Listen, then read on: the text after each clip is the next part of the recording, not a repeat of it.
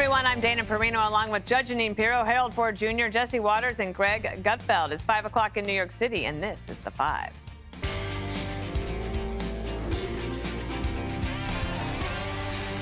Well, apparently, Greg, it was a showdown for the ages. Donald Trump and Kamala Harris squaring off for their first debate. The night starting out with a handshake and quickly turned into haymakers.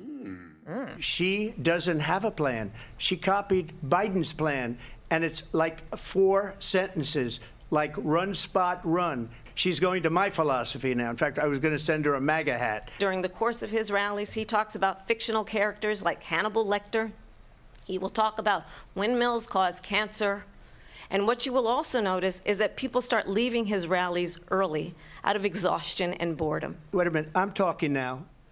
If you don't mind, please. Does that sound familiar? Donald Trump was fired by 81 million people. What you think is a friendship with what is known to be a dictator who would eat you for lunch. Quiet, please. She's going to do all these wonderful things. Why hasn't she done it? She's been there for 3.5 years. All right, but the big controversy of the night wasn't the candidates. ABC moderators David Muir and Lindsay Davis getting called out after aggressively fact-checking Trump 5 times, but 0 times for Harris. There is no state in this country where it is legal to kill a baby after it's born. President Trump, as you know, the FBI says overall violent crime is actually coming down in this country. I did watch all of these pieces of video. I didn't detect the sarcasm, lost by a whisker. The question was about you as president, not about former Speaker Pelosi. But And here are the questionable Harris statements that they let go. The detailed and dangerous plan called Project 2025 that the former president intends on implementing. What did the president then at the time say? There were fine people on each side. Donald Trump, the candidate, has said in this election there will be a bloodbath if this and the outcome of this election is not to his liking. Meanwhile, the Harris campaign wants a second debate. Donald Trump says he's mulling it over. Well, you know, when you don't win, it's like a fighter. When a fighter has a bad fight, gets knocked out, or loses the fight, the first thing he says is, we want a rematch. So we won the debate according to every poll, every single poll. I think that, are we going to do a rematch? I just don't know. But we'll think about it. Greg, there's been big electoral shifts. I mean, like seismic things happening in this campaign. Joe Biden's debate, Trump's the assassination attempt on his life, Joe Biden dropping out, and the race basically remains tied, and it probably will be after this debate as well. But what did you think about last night? Well, I don't know who won, but I know who lost. It was the American people. You know, you could say if you complain about the refs, you're losing. Well, if the refs are corrupt, you got to complain because everybody lost. I actually got dumber watching it. I felt like my brain was being waterboarded by the sheer nonsense of these idiot moderators. But we were so sidetracked by the mechanics of the debate, the muted mics, that we forgot about them.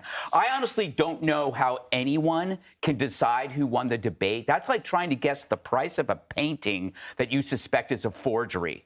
You can't objectively decide a winner in a sham competition. This is truly the first DEI debate, where one candidate was subjected to a high standard and the other was held to no standards at all. They removed the essence of fairness to achieve an outcome that could not be scored. You cannot score that. That is why you can't say who won or who lost. A liberal should be ashamed that your candidate needed the odds to be stocked so heavily in their favor. You know, for many Americans, Harris entered as a mystery and exited as a mystery, and that was the goal, to keep her under wraps. So anyone who attributes that to Kamala's skill is an idiot. Congratulating Kamala for the debate is stolen valor.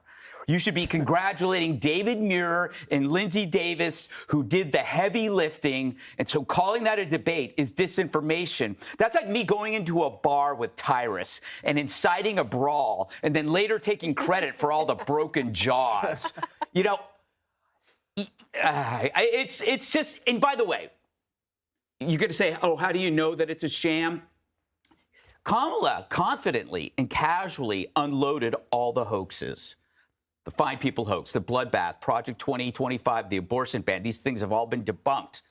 Would she have done that knowing that there would be consequences? She did that knowing there would be no consequences, no follow-ups at all. This was actually a betrayal of knowledge, knowledge being the act of solving a problem. And we had agreed to what the problem was. Who is Kamala? The debate deliberately chose the opposite path. Instead of the opportunity to gain knowledge, they chose to cover it up and betray the public. You know, I went by this stupid assumption that maybe they would ask Kamala some real questions and follow-ups. I was tricked. I'm like the person who foolishly assumes a partner who cheated on him would not cheat again. But the media always cheats again. And we have to remind ourselves, they have their interests before your interests. Judge, one of the biggest issue for Americans is the economy, and in some assessments, that was the issue he did best on, and that was one of the first questions. So if people only watched those first 20 minutes, maybe they walked away with that. Yeah, she was actually asked, if I recall correctly, the first question, we better off now, than we were. And she started all this aspirational, inspirational ambitions and this and that. She didn't answer any questions. I came away from this saying to myself, 30% of Americans don't know what Kamala Harris stands for, and they still don't know what she stands for. But what I came away with that knowing, and I agree with Greg, the voters lost last night. The voters lost for several reasons. And this segment is about the legacy media. To me, ABC didn't care about the truth. They were pushing libelous questions. The questions were like a push poll. Like you call someone up allegedly trying to get, find out what people are thinking. But, isn't it true that the rooster killed the duck or whatever? And, the person said, yeah, of course it's true. And that they would actually go to Charlottesville and ask that question as though that hasn't already been debunked. And she never had to answer anything.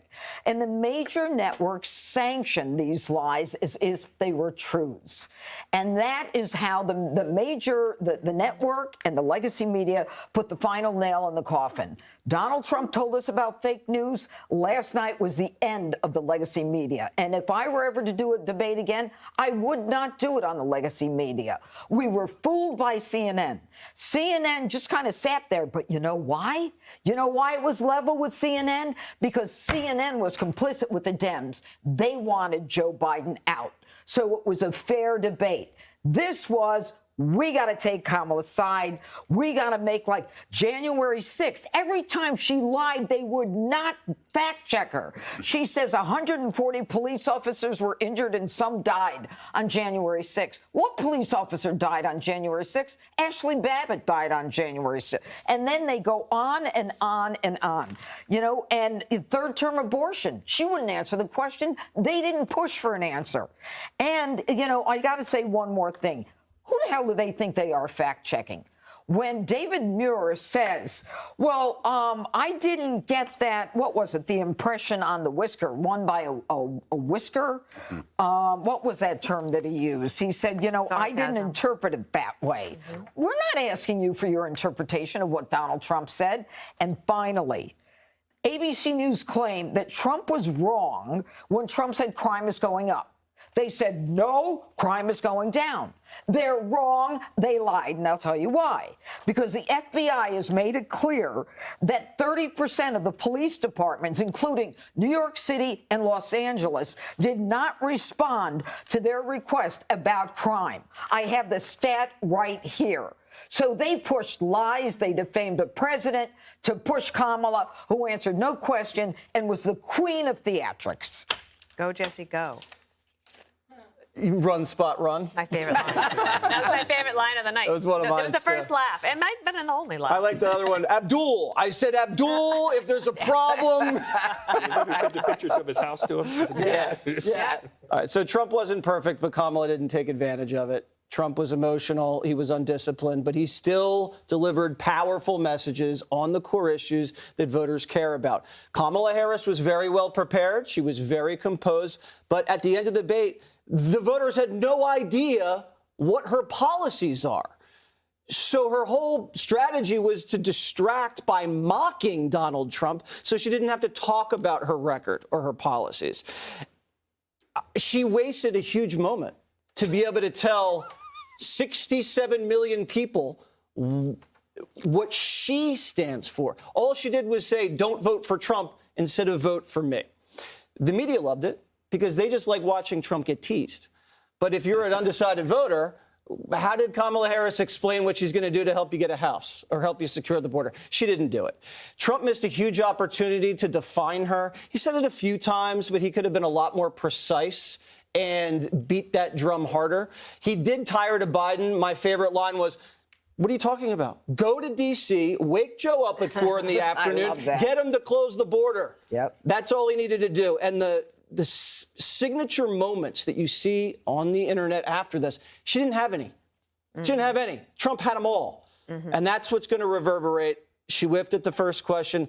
And then just temperamentally, I found her evasive, found her unlikable, preachy, and instinctually, I don't know how that's going to play with men because men are predominantly the undecided voters.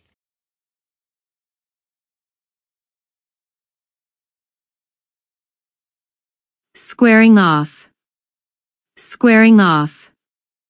Under wraps. Under wraps. Debunk. Debunk. Libelous. Libelous. Temperamentally. Temperamentally. Instinctually. Instinctually. Preachy. Preachy. Evasive. Evasive. Defame. Defame. Theatrics. Theatrics. Composed. Composed. Reverberate. Reverberate. If you enjoy this content, please consider subscribing to my channel to stay up to date with future videos. Thank you for watching.